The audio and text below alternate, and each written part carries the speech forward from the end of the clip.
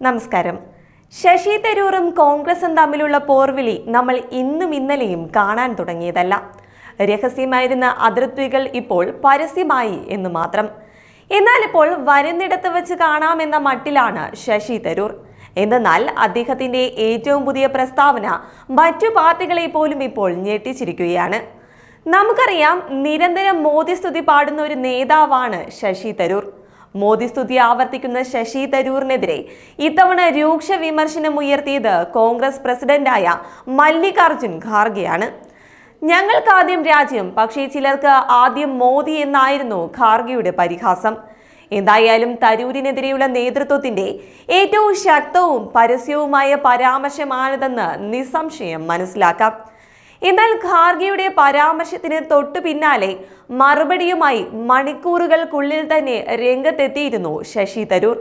അതാണിപ്പോൾ എല്ലാവരെയും ഞെട്ടിക്കാനുള്ള കാരണവും. പറക്കുന്ന പക്ഷിയുടെ ഫോട്ടോ പങ്കുവച്ചുകൊണ്ടാണ് തരൂർ ഒരു ട്വീറ്റ് പങ്കുവച്ചത്.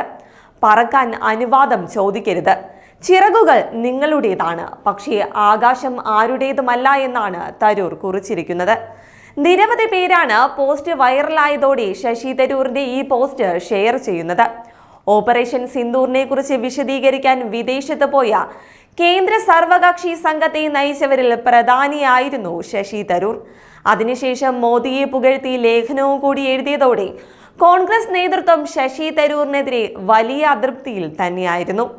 ശശി തരൂർ BJPയിലേക്ക് കൂറുമാറുന്നതായുള്ള അഭ്യൂഹങ്ങൾ പോലുമുണ്ടായി. അതിനിടയിലാണ് കോൺഗ്രസ് അധ്യക്ഷൻ തന്നെ പരസ്യ വിമർശനം ഇപ്പോൾ ഉന്നയിച്ചത്. ഇന്ദിരാഭവനിൽ നടത്തിയ വാർത്താ സമ്മേളനത്തിനിടയിലായിരുന്നു തരൂരിനെതിരെ ഖാർഗെ ഇത്തരത്തിലുള്ള വിമർശനങ്ങൾ ആരോപിച്ചത്. ഓപ്പറേഷൻ സിന്ദൂറിന് ശേഷമുള്ള ഇന്ത്യയുടെ ഇടപെടലുകളെ കുറിച്ച് ദ ഹിന്ദു ദിനപത്രത്തിൽ തരൂർ എഴുതിയ ലേഖനമാണ് വിവാദത്തിന് കാരണം. ഇതിൽ ആഗോളതലത്തിൽ പ്രധാനമന്ത്രി മോദിക്കുള്ള സ്വീകാര്യതയെക്കുറിച്ച് ശശി തരൂർ പുകഴ്ത്തി സംസാരിച്ചിരുന്നു.